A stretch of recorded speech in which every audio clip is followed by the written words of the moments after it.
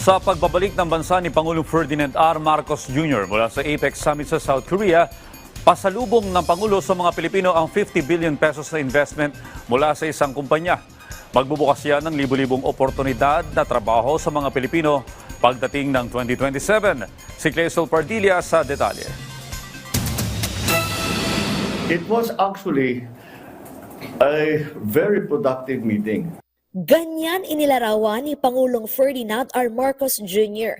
ang kanyang naging pagdalo sa Asia-Pacific Economic Cooperation o APEC Summit sa South Korea ngayong taon.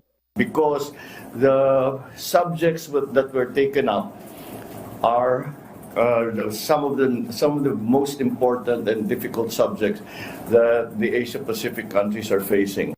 Magkakaiba man anya ang mga bansang lumahok sa APEC Summit tulad ng Mexico at Chile sa Latin America hanggang sa malalaking ekonomiya sa Asia. Iisa ang kinaharap na problema.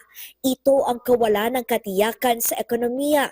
Dahil dyan, binigyan din ang kooperasyon pagdating sa kalakalan at ekonomiya, artificial intelligence at pagtugon sa nagbabagong panahon.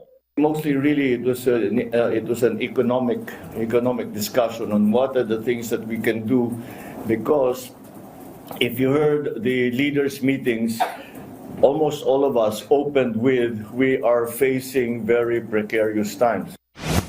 Sa sidelines ng APEC Summit sa Korea, naging matagumpay ang pakikipagpulong ng administrasyon ni Pangulong Marcos sa Samsung Electromechanics Philippine Corporation o SEMPHIL. 50 bilyong pisong halaga ng puhunan ang nakalap ng Pilipinas mula sa planong investment expansion ng SEMPHIL sa Pilipinas.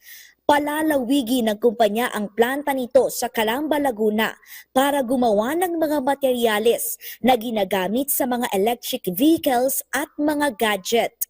The products that they make in the Philippines are of the highest tech that you can imagine.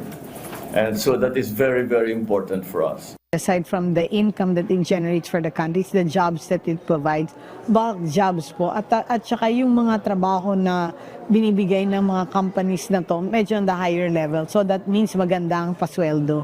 Magsisimula ang pagpapalawak ng proyekto sa Hulyo 2027. Inaasahang makapaglilikha ito ng 3,500 dekalidad na trabaho. Bukod dyan, makikipag-ugnayan din ang Samsung sa mga universidad sa Pilipinas para sanayin ang mga manggagawang Pinoy. Clesol Pardilla para sa Pambansang TV sa Bagong Pilipinas.